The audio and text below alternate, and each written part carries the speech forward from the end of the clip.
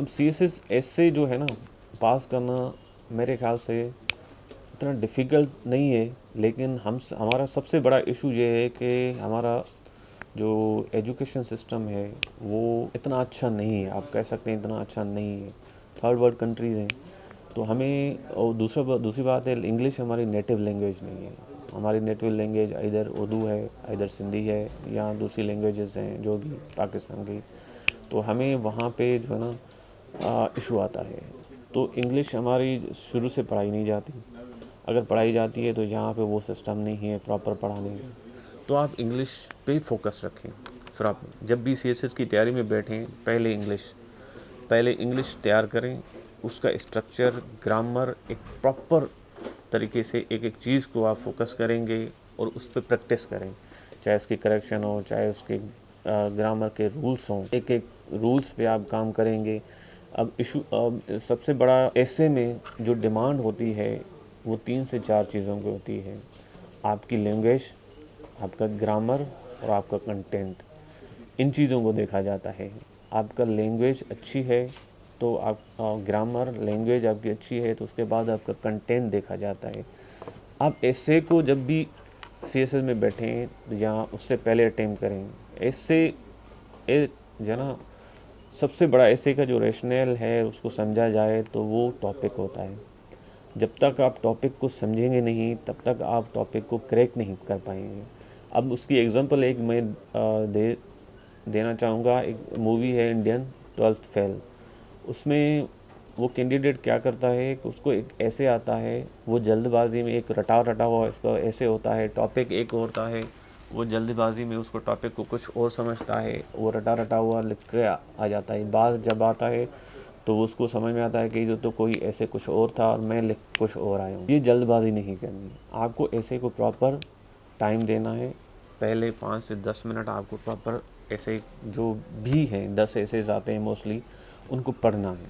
जब आप पढ़ें तो एटलीस्ट 2 टॉपिक्स जो है ना वो चूज़ करें। वो 2 टॉपिक इसलिए मैं कह रहा हूँ कि आपको जो ना कहीं एक टॉपिक में जो है ना जब आउटलाइन बनाने बैठेंगे तो आपको प्रॉब्लम आएगी। तो आप एक साथ साइमल्टेनियसली 2 टॉपिक पे जो है ना आउटलाइन बनाएं। जहाँ पे आप जिस टॉपिक में फंस रहे हैं आप उसको छोड़ दें, जिस पे आप आगे चलते जा रहे हैं वो उस पर आप अच्छी तरह काम करके एक प्रॉपर आउटलाइन बनाएं।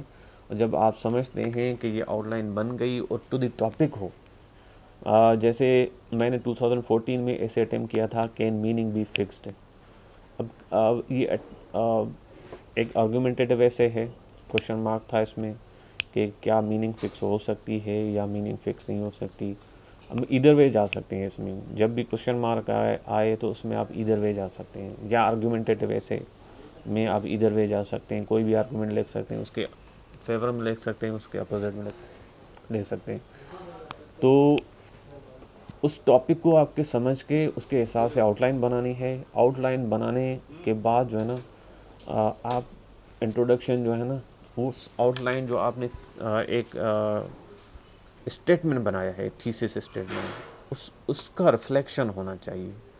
जब तक आपका इंट्रोडक्शन उस आउटलाइन का रिफ्लेक्शन नहीं होगा तब तक आप उसको क्रैक नहीं पा पाएंगे। अब आपने आउटलाइन एक लिखी है, इंट्रोडक्शन कुछ और है और उसका रिफ्लेक्शन उसमें नहीं आ रहा, तो आप वहीं से टॉपिक से हट जाते हैं। जब आप टॉपिक से हट गए तो आपका जो भी कंटेंट है वो आप उसको फॉलो आपने नहीं किया। सबसे बड़ा इशू हमारे कैंडिडेट्स का जो होता है वो ये होता है कि वो टॉपिक को समझते नहीं या टॉपिक से हट जाते हैं, जिसकी वजह से वो मोस्टली फेल होते हैं। एक तो लैंग्वेज सबसे बड़ा इशू है, लैंग्वेज के बाद वो टॉपिक से हट जाते हैं। अब इन दोनों चीज़ों को जब आप फॉलो नहीं करेंगे तब तो ऐसे में जो है ना आप पास नहीं कर पाएंगे। तो आप इन पे फोकस करो, लैंग्वेज पे, और उसके बाद जो है ना ऐसे की एक कंटेंट और उसके टू द टॉपिक जो है ना उसको हिट होना चाहिए। अब हिट नहीं हुआ तो इसका मतलब है आप ऐसे वहीं पे फर्स्ट लाइन में आप फेल